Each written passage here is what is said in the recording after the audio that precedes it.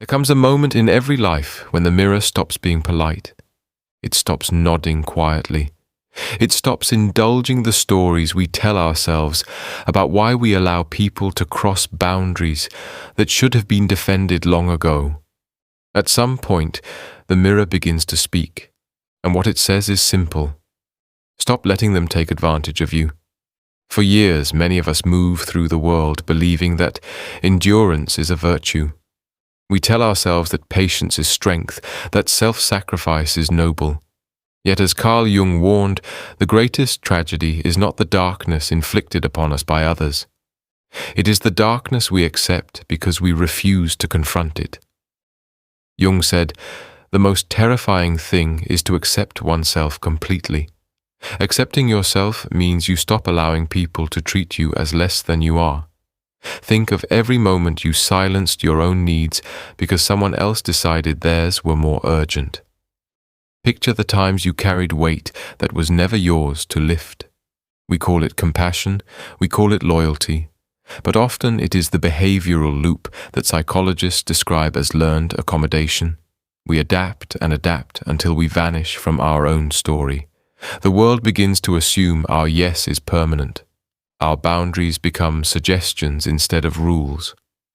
Aristotle once wrote, "To be wronged is nothing unless you continue to remember it. Yet to be used is something, and it is something that grows if we pretend it is nothing." Being taken advantage of is not simply an isolated event. It becomes a design, a pattern, a script written by others and performed by us until we choose to rewrite it. Imagine your life as a film. The music is low, the lighting is cold. You are standing in a doorway watching someone walk out with pieces of you they did not earn. The scene holds for a moment. Then something shifts. You step forward, the frame tightens, your voice enters for the first time with clarity. This is where the story changes. Real change begins with a simple principle from social psychology known as self-differentiation. It is the ability to remain connected to others while staying grounded in your own identity. When you cultivate self-differentiation, you no longer confuse kindness with compliance. You no longer mistake silence for harmony. You begin to speak in a voice that belongs to you. Listen to the wisdom of the brilliant author Maya Angelou, who reminded us, never make someone a priority when all you are to them is an option. That line is not a reprimand, it is a key. It unlocks the door you have been standing behind. It reminds you that your worth is not a negotiation.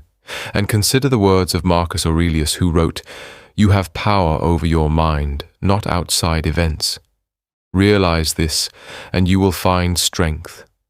The strength he spoke of is not loud, it is not theatrical, it is steady.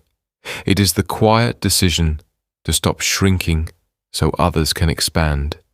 It is the refusal to abandon yourself for the comfort of those who would never return the favor. So today I ask you to choose the scene where you reclaim the script, the scene where your voice no longer trembles when you say no, the scene where you finally understand that love without respect is not love at all. You need not shout, you need not break, you only need to decide. Stop letting them take advantage of you. Not because they are unworthy, but because you are. Not because confrontation is easy, but because living small is unbearable. This is your moment. Step into it with the courage that has been waiting at the edge of your life. And when the mirror speaks again, let it say something new. Let it say, at last you remember who you are.